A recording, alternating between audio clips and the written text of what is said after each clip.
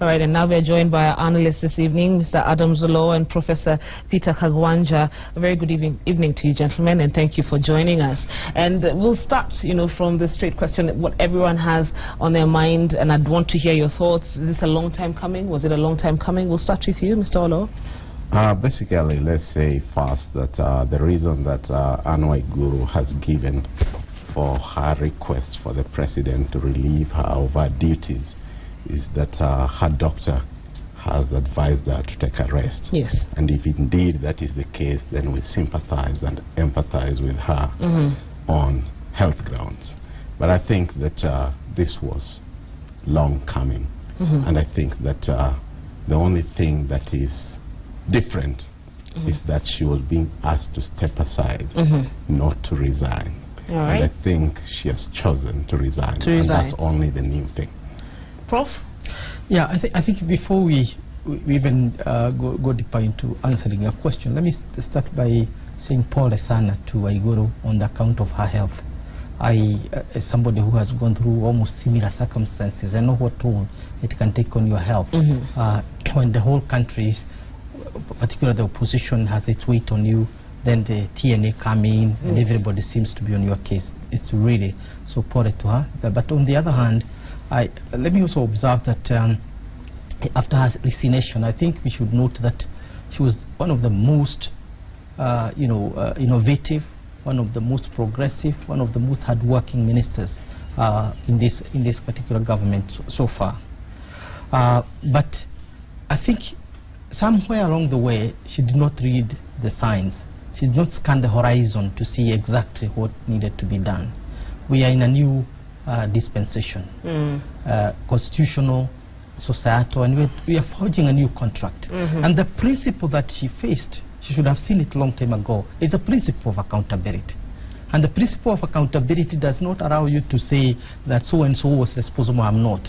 If you are the pilot, yes, even if it's the most junior officer in your ministry. And that was going to be my next question, because we have seen her in the media, consistently arguing that she bore no liability for what happened. In fact, blaming her, juniors, or saying they're the ones who should be held responsible for this. The question is, as cabinet secretary, does the buck stop with you? Now, that's what we are saying. Universally, the principle of accountability has two sides to it. The one side is, if there are good performance from the ministry, you take that particular goodies. Whatever comes from it, it's you the one who's shining that glory. It's your day, it's your moment. You have performed well. Maybe it's one of the junior officers who ran in the Olympics and won. You'll be the first in the airport to receive him or her. True. So that's it. Similarly, when something as bad as almost $1 billion Kenya shillings disappear, then basically you take that. So it is universal. It's universal. It's not Kenyan alone. It's Mr. Olo, is that what you think as well? Yeah, the buck stops with her. Waiguru is not your usual cabinet secretary. I mean, she has been labeled the equivalent of a de facto prime minister. She has had 2 impeachment proceedings brought before her that have never seen the light of the day. And I think Mithika Lunturi the other day revealed right here on Citizen that there was the pressure from the boss. Yes. We know that the speaker has been accused of trying to make sure that the Keter bill does not see the light of the day. Yes. And you also remember that Marian Ketany, who is the chief of staff of the deputy president, had to step aside for being accused of financing MPs who are allegedly planning to impeach Waiguru. Yes. So Waiguru is not your day-to-day cabinet secretary. She was being talked of having the ear of the president. And I think having sympathized and empathized with her, Kenyans will be asking, is it really on medical grounds that Waiguru has really stepped aside? I think that's a question that Kenyans are going to ask themselves, because in Kenya, rarely do you hear True. people resign. All right, and speaking of the president, he has been very silent. It has largely attracted criticism to him and, you know, his government for doublespeak, really, because on one side he's saying he's fighting graft, and then on this other side he would not ask Waiguru. And I'll come to you, Mr. Olo, quickly. Your thoughts on that? Well, my thoughts on that is that every other president has those people you call close advisors. If you go to Jomo Kenyatta, then you'll find people like Mbiu Koinange who are untouchable. If you go to Daniel Arap Moi, then you find people like Nicholas Biwott who are untouchable. Yes. If you go to Mwai Kibaki, he had really to be pushed to ask people like Chris Murungaru and David Miraria, Kiraitu Murundi to step aside. So is President Kenyatta.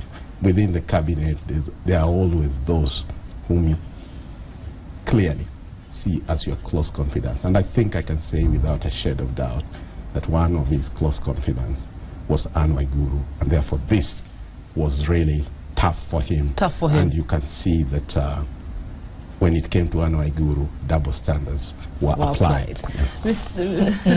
Prof? I don't think it was double standards, because the president's policy on corruption has been clear.